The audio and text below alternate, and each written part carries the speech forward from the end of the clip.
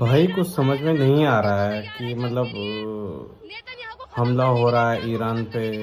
नेता मर गया ईरान का और मातम छा रहा है हिंदुस्तान में।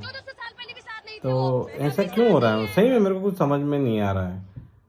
कभी लखनऊ में देखो, लखनऊ में इतना भीड़ है, श्रीनगर में, रुड़की में। अब किसी को इस बारे में कुछ पता है तो मेरे को कमेंट करके बताइए कि ये हो क्यों रहा है ऐसा।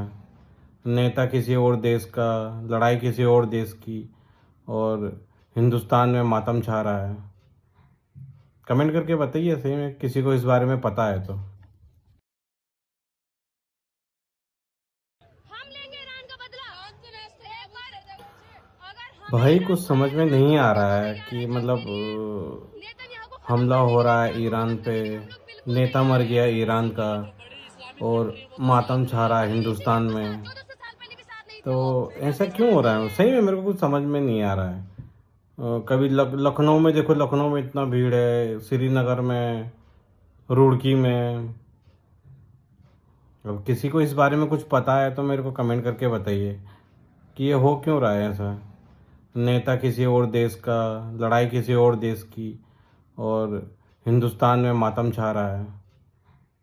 कमेंट करके बताइए सही में किसी को इस बारे में पता है तो।